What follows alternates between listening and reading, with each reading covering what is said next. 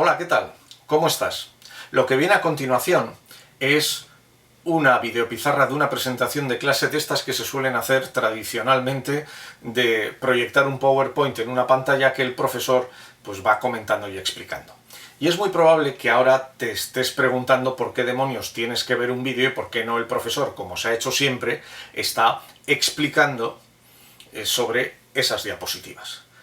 Yo te voy a dar una serie de ventajas, porque realmente yo solo le veo ventajas. Ahora bien, si estás en clase y el profesor te ha puesto un tiempo para trabajar este vídeo de 10-12 minutos, salta hasta donde empiezan las diapositivas, pero eso sí, en casa por favor, escúchame porque creo que es importante que sepas por qué se hacen las cosas.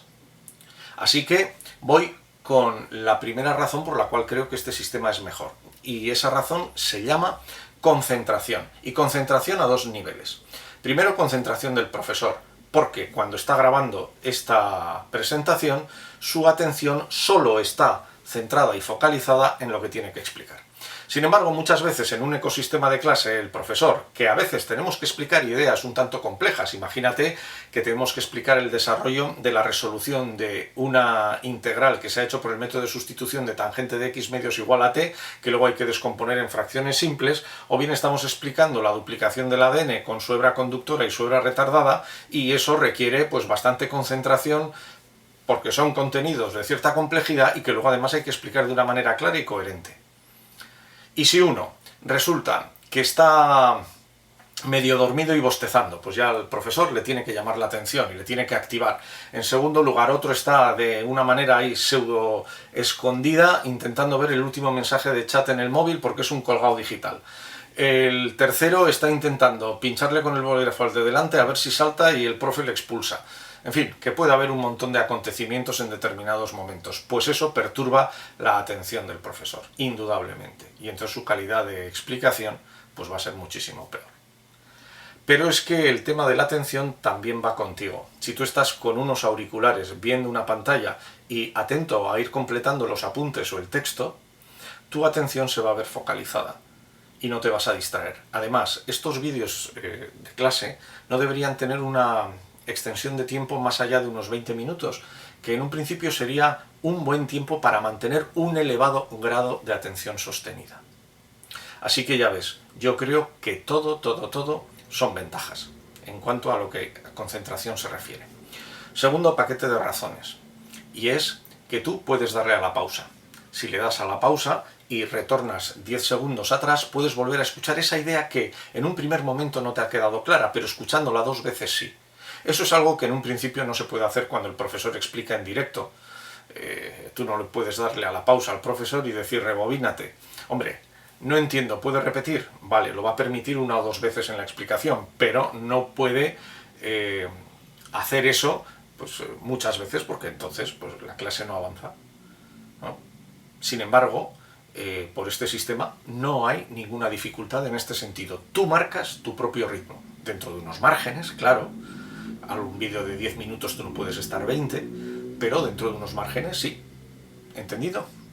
Bien, en tercer lugar, el profesor, mientras tú estás trabajando esa lección, en este caso van a ser los lípidos insaponificables, no está de brazos cruzados viendo los resultados de la lotería primitiva en el ordenador de clase o bien viendo los titulares de los periódicos.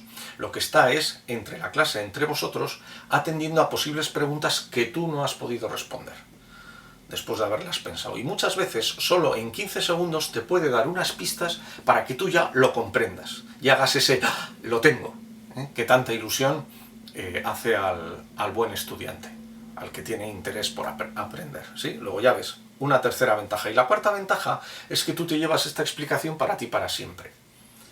Incluso la víspera de un examen te la puedes poner. Por cierto, no te lo recomiendo. La víspera del examen es para repasar, no para estudiar. Pero días antes sí puedes tener esa explicación del profesor en cualquier sitio y a cualquier hora. Pues ya ves, te he dado así a bote pronto 4 razones y seguro que hay más.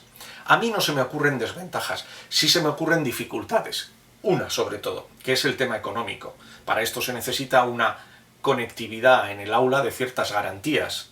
Y además se necesita que cada uno pueda llevar un dispositivo digital. Hombre, móviles todo el mundo puede tener, prácticamente todos tenéis. en un móvil se puede ver bien un vídeo, no se puede teclear. Para mí el mejor instrumento es una tableta con un teclado o un ordenador ligero portátil. Pero bueno, esto se soluciona con dinero y bueno, también con ingenio, porque bueno, llevar un móvil y que el profesor prepare los materiales para que con un móvil se pueda hacer el 80% también es cuestión de ingenio. Bueno, y ahora sí, ahora viene la explicación de las diapositivas de los lípidos insaponificables, ¿sí? Que está en el guión de esta sesión, a cuyo enlace aparecerá en breve. Así que, venga, adelante. Listo, voy a empezar a acompañarte en tu trabajo sobre los lípidos insaponificables.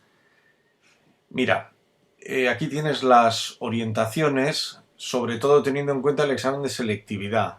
Ten en cuenta la primera, que es identificar químicamente terpenos y esteroides, ya que es una pregunta probable que puede aparecer, que es identificar moléculas una vez que te han puesto la fórmula. Por supuesto, tienes que saber ejemplos y funciones de cada uno de estos grupos y probablemente la molécula más importante de todos los lípidos insaponificables sea el colesterol. ¿Lo tienes? Pues vamos con un mapa de conceptos. Aquí lo tienes. Hombre, hay mucho nombre, no te apures, es fácil retenerlos. Mira, este árbol te muestra mucho de lo que tienes que saber. En verde y arriba de cada tipo de lípido está la idea clave para su identificación como compuesto químico. Los esteroides tienen un anillo compuesto de esterano, que es inconfundible, lo verás en la siguiente diapositiva, y los terpenos son fruto de la polimerización del isopreno, que también lo verás. Luego vienen los ejemplos a tener en cuenta y señalar, pues sobre todo el colesterol en los esteroides, que es un tipo de esterol, porque ya verás, tiene un OH en el carbono 3, ese carbono 3 será importante, y dentro de otros pues hay hormonas y por supuesto la vitamina D, ¿de acuerdo? Y los diferentes tipos de terpenos son fáciles de retener, tienen un prefijo numeral que te indica la mitad de isoprenos que tienen, y así por ejemplo, como puedes ver, el beta-caroteno, un precursor de la vitamina A, es un tetraterpeno porque está formado por la polimerización de 8 isoprenos. ¿Listo? Pues nos esperan los esteroides. Y aquí tienes el colesterol, el famoso colesterol, que está formado por este conjunto de 4 anillos que he llamado antes esterano y que tiene también el complicado nombre de ciclopentano peridrofenantreno. Lo que diferencia un esteroide de otro suele ser el sustituyente que está en el carbono 3, que lo tienes señalado, y en este caso ese sustituyente es un grupo alcohol, OH, y eso hace que el colesterol sea un tipo de esteroide llamado esterol. Todos los que tienen ahí un OH en un principio se consideran esteroles. Y luego observa esa cadena hidrocarbonada en el óvalo naranja, que también es otra característica que diferencia un esteroide de otro. El colesterol es importante porque es precursor de otros esteroides y también regula la fluidez en las membranas de los animales. Y ahora una pregunta, ¿tú considerarías al colesterol como anfipático? Piénsalo. Ya sabes que puedes parar el vídeo cuando sea. Anfipático, recuerda, una parte polar y otra apolar.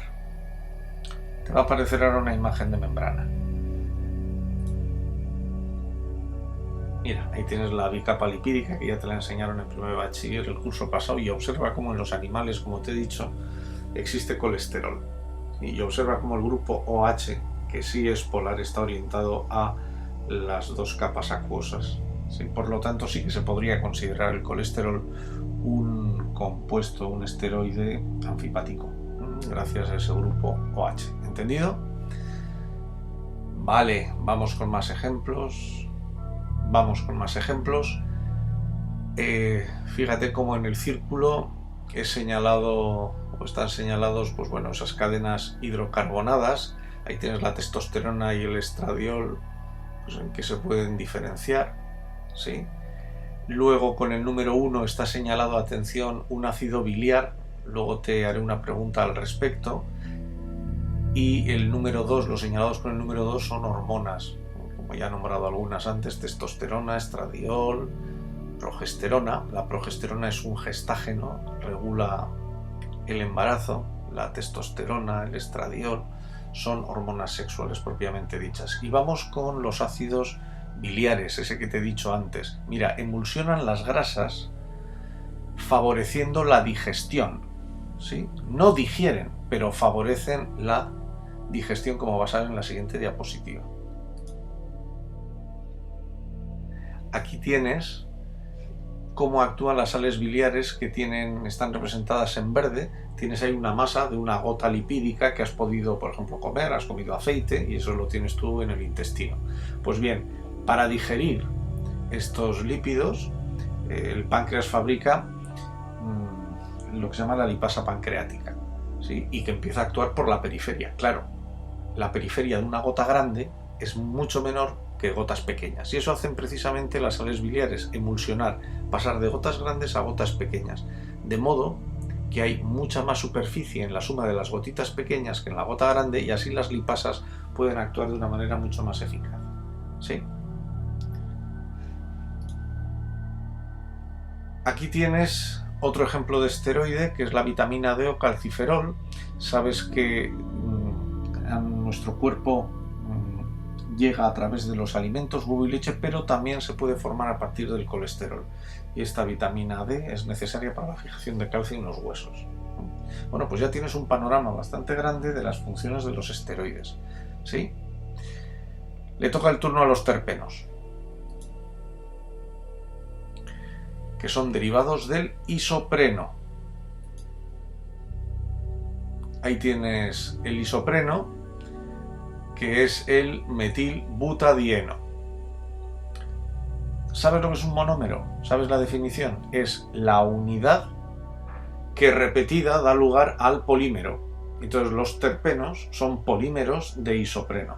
Si has entendido este concepto, no tendrás problema en decirme cuál es el monómero de la celulosa. Te hago la pregunta de otra manera. ¿Cuál es la unidad que repetida me da la celulosa? Eso lo has estudiado en glúcidos. Bien, es probable que hayas dicho glucosa. Sería mucho más exacto decir beta-D-glucopiranosa. Pues bien, muchas de estas moléculas unidas de isopreno van a dar lugar a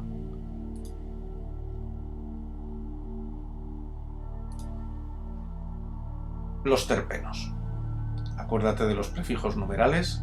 El número de isoprenos es el doble del prefijo. Así, los monoterpenos están formados por 2 isoprenos, los diterpenos por 4, etcétera, etcétera, etcétera. Y ahí tienes algunos ejemplos. Por ejemplo, en los monoterpenos, acuérdate que son esencias como el limoneno, el eucaliptol, que te puedes imaginar qué esencia es, ¿verdad? Luego tenemos el fitol, que lo verás al final de este vídeo, como ejemplo de diterpeno, y el taxol, que es un anticanceroso. Triterpenos, si tienen 6 isoprenos, y luego los más importantes probablemente son los tetraterpenos, porque ahí está el beta-caroteno, que es el precursor de la vitamina A, el licopeno, el color rojo del tomate, luego verás sus moléculas, y luego politerpenos, como puede ser pues la ubiquinona y la plastoquinona, que son moléculas que intervienen en cadenas transportadoras de electrones que verás en bioquímica metabólica. ¿De acuerdo? Vamos a ver ahora los ejemplos de algunas moléculas de terpenos. Mira, arriba tienes el licopeno y abajo tienes el beta-caroteno. Observa que son cadenas hidrocarbonadas muy grandes y por lo tanto estos lípidos van a ser muy hidrófobos. Pero quiero llamar la atención sobre el hecho de los dobles enlaces conjugados. Dentro de cada óvalo naranja del licopeno, la molécula de arriba, están señalados los dobles enlaces, y si observas, hay doble enlace, enlace simple, doble enlace, enlace simple. Eso se le llama dobles enlaces conjugados, y el hecho de que tengan estos dobles enlaces conjugados hace que estas moléculas tengan color, sean pigmentos, ¿sí? Ya que esa configuración de enlaces son capaces de absorber fotones y reflejar otros, y ese reflejo es el color que nosotros vemos del pigmento. El licopeno, por ejemplo, es el color rojo del tomate, y el beta-caroteno el color rojo de la zanahoria, ¿sí? De hecho, el color que pueda tener uno de estos pigmentos depende del número de estos dobles enlaces conjugados. No sé si te lo he dicho, pero observa que también pueden formar ciclos al final de la cadena hidrocarbonada, que es el caso del beta-caroteno. Y para terminar te voy a enseñar la cadena de fitol. Ahí la tienes. La cadena de fitol está en ese rectángulo de color morado, que es una parte de la molécula de clorofila, porque lo que tienes ahí es precisamente eso, la molécula de clorofila con el típico átomo de magnesio en el centro. Esta cadena de fitol muy hidrófoba sirve para que las clorofilas se enganchen en la membrana de los tilacoides de los cloroplastos. Pero bien, es una parte terpenoide de la clorofila, para que tengas un ejemplo, ¿de acuerdo?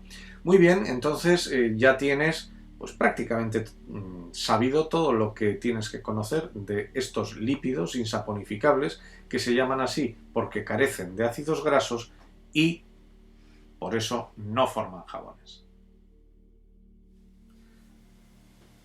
¿Qué? ¿Cómo ha ido? ¿Has necesitado más tiempo o mucho más tiempo que el de duración del vídeo? Bueno, eso me lo puedes ir comentando, me puedes comentar qué te ha parecido este sistema en los comentarios, o incluso me puedes hacer algún comentario sobre este tema tan apasionante como el de los lípidos insaponificables. Si este sistema de vídeos te gusta, si te han servido de ayuda, ya sabes que aquí en internet tenemos una manera de dar las gracias, que es darle a me gusta. Entonces, a tu criterio el hacerlo o no hacerlo. Bien, y por último, decirte que en la medida de mis posibilidades intentaré responderte a aquellas cuestiones que te puedan surgir sobre estos temas, y que puedes seguir mis andanzas en Twitter. Ya sabes, mi Twitter es @profesorjano. Así que, ya sabes, seguimos en contacto y dale duro. Estudia, trabaja, que te aseguro que al final tendrás éxito. Ya sabes, persistiré hasta alcanzar el éxito.